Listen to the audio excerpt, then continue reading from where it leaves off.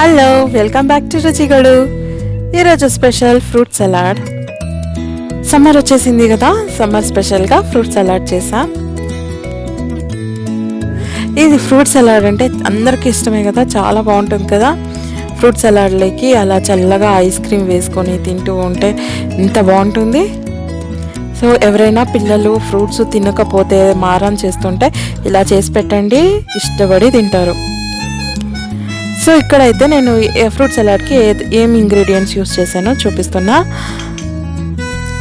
ముందుగా ఫ్రూట్స్ అనేది మన చాయిస్. నేనైతే ఏం తీసుకున్నా చూపిస్తున్నా.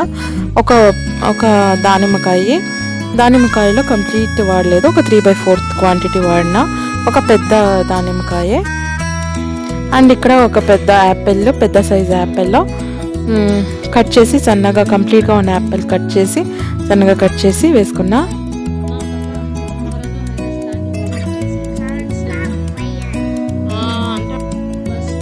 అండ్ డ్రై ఫ్రూట్స్లో నేనైతే బాదాం, మళ్ళీ జీడిపప్పు తీసుకున్నా, సన్నగా కట్ చేసి పెట్టుకొని వేసుకున్నా.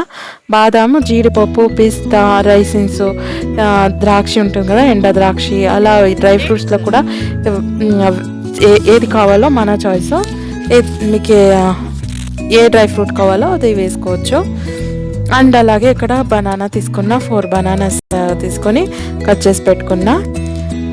సో ఇంకా మీ చాయిస్ అండి, ఫ్రూట్స్ కూడా, మ్యాంగోస్ కూడా యాడ్ చేసుకోవచ్చు. అలాగే ఇక్కడ షుగర్ 250 గ్రామ్స్ షుగర్ తీసుకున్నా. 1 లీటర్ మిల్క్కి 250 గ్రామ్స్ షుగర్ అని తీసుకున్నా. కస్టర్డ్ పౌడర్ అయితే ఇక్కడ Brown and Polson company custard powder use చేస్తున్నా.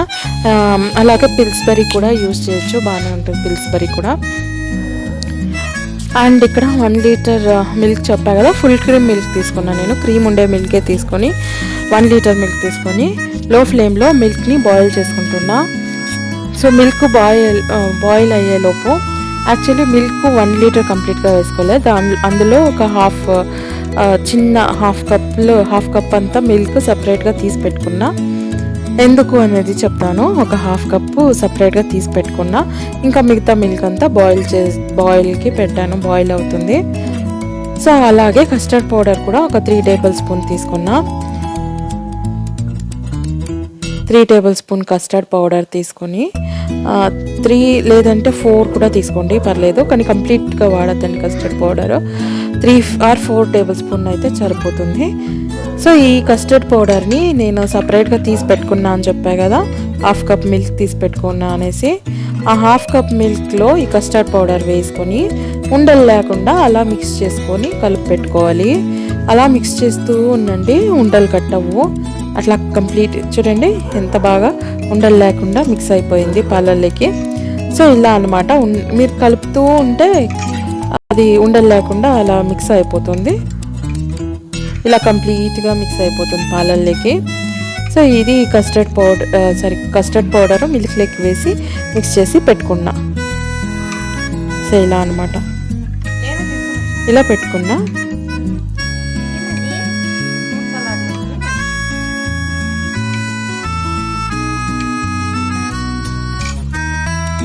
ఇప్పుడైతే పాలైతే వేడిగా అయిపోయినాయి, పాలు బాయిల్ అయిపోయింది ఆల్మోస్ట్. ఇప్పుడు నేనైతే షుగర్ తీసుకున్నా కదా, 250 గ్రామ్ షుగర్ అని, 250 గ్రామ్ షుగర్ వేసుకొని బాగా మిక్స్ చేసుకుంటున్నా. షుగర్ అంతా మెల్ట్ అయ్యే వరకును మిక్స్ చేసుకుంటే సరిపోతుంది. బాగా కలుపుకోండి, అంటే షుగర్ మెల్ట్ అవ్వాలి అని ఫాస్ట్గా కలుపుతున్నా.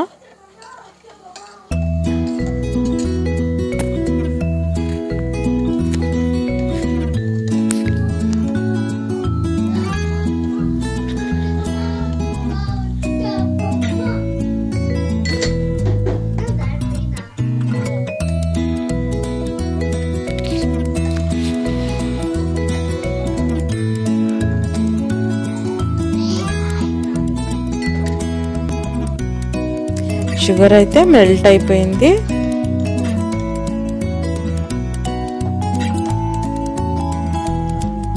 ఓకే, షుగర్ అయితే మెల్ట్ అయిపోయింది.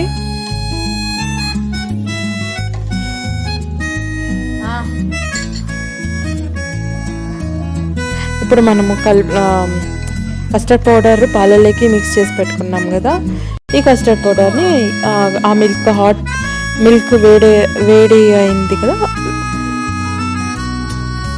బాయిల్ చేసిన మిల్క్లోకి యాడ్ చేసుకోవాలి. యాడ్ చేసుకునే ముందు ఇలా బాగా మిక్స్ చేసుకొని కలుపుకొని ఈ కస్టర్డ్ పౌడర్ మిల్క్ని మనం బాయిల్ అవుతుంది కదా ఆ మిల్క్లోకి వేసుకొని యాడ్ చేసుకొని బాగా కలుపుకోవాలి. గడ్డలు లేకుండా బాగా కలుపుకోవాలి, అంటే ఉండలు కట్టకుండా బాగా కలుపుకోవాలి. అలా బాగా కలుపుకోవాలి. సో కొంచెం గట్టిగా, అంటే కొంచెం థిక్ అయ్యే వరకు, మిల్క్ థిక్ వచ్చే వరకును అలాగే లో ఫ్లేమ్లోనే పెట్టి ఇలా అప్పుడప్పుడు కలుపుతూ మిల్క్ని బాయిల్ అయ్యే వరకు విడిచండి. సో ఇలా అప్పుడప్పుడు కలుపుతూ మిల్క్ లో ఫ్లేమ్లోనే బాయిల్ అవ్వాలి. అంటే ఎంతవరకు అంటే మిల్క్ కొంచెం గట్టిగా అయ్యే వరకును. నేనైతే కస్టర్డ్ పౌడర్ మిల్క్లో కలుపుకున్నా కదా, ముందుగా మిల్క్ కొద్దిగా తీసుకొని కప్పులో తీసుకొని కలుపుకున్నా కదా, మిల్క్లో లేకపోయినా కూడాను మీరు మర్చిపోయి మిల్క్ తీసుకోకున్నా కూడాను మీరు వాటర్లో కలుపుకొని వాటర్ యాడ్ చేసుకోవచ్చు. మీరు వాటర్లో కలుపుకొని కూడా వాటర్ని ఈ మిల్క్లోకి, ఆ వాటర్ కస్టర్డ్ పౌడర్ వాటర్లో కలుపుకొని ఆ వాటర్ని ఈ మిల్క్లోకి యాడ్ చేసుకోవచ్చు. కానీ కొద్దిగా ఎక్కువసేపు బాయిల్ చేయాలి. చూడండి ఆల్మోస్ట్ థిక్ అవుతుంది, ఇలా బాగా గట్టి పడుతుంది. గట్టిగా మాకు ఆల్మోస్ట్ గట్టి పడుతుంది. మాకైతే ఈ కన్సిస్టెన్సీ సరిపోతుంది. ఇంత ఆ కన్సిస్టెన్సీలో గట్టిగా అయితే సరిపోతుంది. ఇంకా గట్టిగా కావాలంటే గట్టిగా చేసుకోండి. ఇంకా థిక్ అయ్యే వరకు ఇంకా కొంతసేపు బాయిల్ అవ్వనివ్వండి. మాకైతే ఇది సరిపోతుంది, ఈ కన్సిస్టెన్సీ సరిపోతుంది. ఇంకా ఫ్రూట్స్ యాడ్ చేస్తే ఫ్రూట్స్లో మళ్ళీ ఇంకా పల్చగా అవుతుంది. మాకైతే ఇది సరిపోతుంది కాబట్టి ఈ కన్సిస్టెన్సీ మాకు నచ్చుతుంది కాబట్టి నేనైతే ఈ కన్సిస్టెన్సీకి చేసుకొని పెట్టుకున్నా. ఇంకా కొంచెం తిక్కగా కావాల్సిన వాళ్ళు ఇంకా కొంచెం తిక్కగా ఇంకొంతసేపు బాయిల్ చేసి పెట్టుకోవచ్చు. సో ఇప్పుడు ఇది చల్లారనివ్వాలి. ఇప్పుడు స్టవ్ ఆఫ్ చేసి చల్లార్చి పెడుతున్నా. చల్లారిన తర్వాత నేనైతే చల్లారిన తర్వాత ఫ్రూట్స్ యాడ్ చేసేసుకుంటున్నా. ఏదైతే ఫ్రూట్స్ తీసుకున్నానో ఆ ఫ్రూట్స్ అన్నీను యాడ్ చేసుకుంటున్నా. మీరు ఫ్రూట్స్ యాడ్ చేసిన తర్వాత అయినా ఫ్రిడ్జ్లో పెట్టుకొని ఈ కస్టర్డ్ ఏదైతే ఉందో ఫ్రూట్ సలాడ్ ఇది ఫ్రిడ్జ్లో పెట్టుకొని తర్వాత సర్వ్ చేసుకోవచ్చు. లేదంటే ఈ పాలు ఉంటాయి కదా, కస్టర్డ్ పాలు, ఫ్రూట్స్ యాడ్ చేయకుండా ముందునే చల్లార్చి పెట్టుకొని అది ఫ్రిడ్జ్లో పెట్టుకొని రెఫ్రిజిరేటర్లో పెట్టుకొని 1 అవర్ లేదా చల్లగా అయిన తర్వాత ఎప్పుడైతే మీరు తింటారో అప్పుడు ఫ్రూట్స్ యాడ్ చేసుకొని అప్పుడు హ్యాపీగా ఫ్రెష్గా అప్పుడు కూడా అలా కూడా తినచ్చు. లేదా ఫ్రూట్స్ అన్నీ యాడ్ చేసి ఇది కంప్లీట్గా ఫ్రిడ్జ్లో పెట్టుకొని 1 అవర్ 2 అవర్స్ అయిన తర్వాత, అంటే చల్లగా అయిన తర్వాత మనం సర్వ్ చేసుకొని తింటే చాలా చల్లగా సూపర్గా ఉంటుంది. సమ్మర్కి చాలా అంటే చాలా బాగుంటుంది. సమ్మర్కి ఎక్కువ నీళ్ళు వాటర్ ఎక్కువ తాగాలి అనిపిస్తుంది. గట్టిగా పదార్థాలు ఏవి తినాలి అనిపించదు కదా. ఇదైతే చాలా బాగుంటుంది సమ్మర్కి. ఈజీగా అలా తింటూనే ఉంటామన్నమాట. సో ఇదండి ఫ్రూట్ సలాడ్, ఇలా చేసుకుంటాము. ఇన్స్టెంట్గా తినేయాలి అనుకునే వాళ్ళు ఏదంటే వనిలా ఐస్ క్రీమ్ ఉంటుంది కదా, వనిలా ఫ్లేవర్ ఐస్ క్రీము వేసుకుంటే ఆల్రెడీ ఐస్ క్రీమ్ చల్లగా ఉంటుంది. సో ఇది ఫ్రిడ్జ్లో పెట్టుకోకుండా వనిలా ఐస్ క్రీమ్ వేసుకొని అలాగే చల్లగా తినేయచ్చు. వేసుకుంటే ఈ ఫ్రూట్ సలాడ్ కూడా చల్లగా ఉంటుంది. వనిలా ఐస్ క్రీమ్తో పాటు ఇది కూడా చల్లగా తినచ్చు. సో అంతేనండి, ఈజీగా రెడీ అయిపోతుంది అండ్ చాలా టేస్టీగా ఉంటుంది. మీరు కూడా ట్రై